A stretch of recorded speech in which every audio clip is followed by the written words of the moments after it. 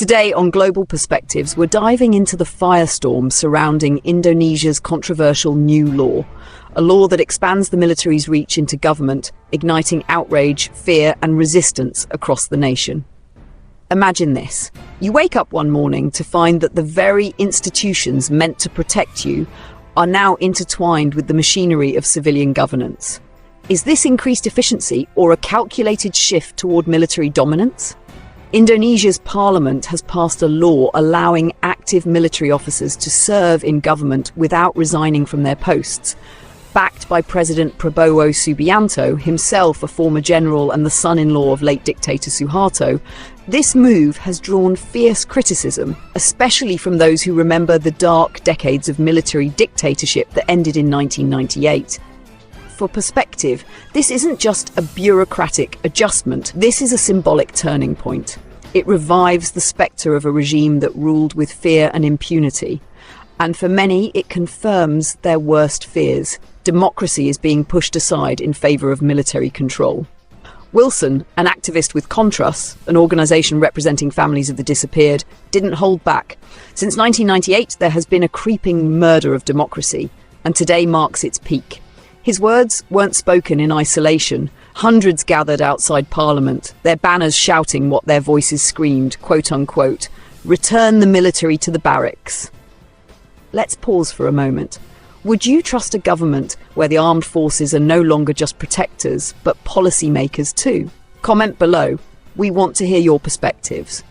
The revisions don't stop at job titles. Retirement ages for generals are being raised. More civilian institutions, 14 in total, can now be overseen by active military officers. And all this is happening despite years of effort to separate military power from civilian life. A report by Impartial revealed that even before the law changed, nearly 2,600 active duty officers were already embedded in civilian institutions.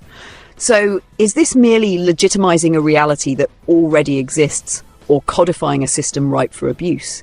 And what about justice? If active duty military officers start appearing in the Attorney General's office, where does accountability go?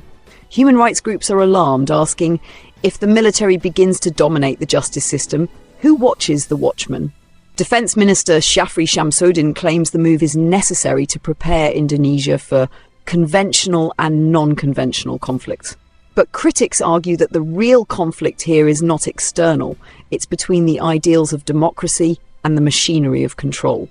For Prabowo, this may be about consolidation. For many Indonesians, especially the youth, it's about defending their fragile freedoms. One student protester declared, "This long struggle cannot stop just because the law has been passed. There is only one word: resist." At Global Perspectives, we urge you to think beyond the headlines.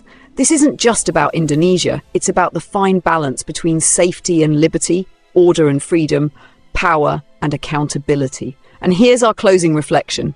When stability becomes the excuse for control, are we still building peace or just silencing dissent? How do you think military power should be kept in check in a democracy? Drop your thoughts in the comments. For more global issues viewed through a critical lens, don't forget to like, comment and subscribe. Hit the notification bell so you never miss the perspectives that matter.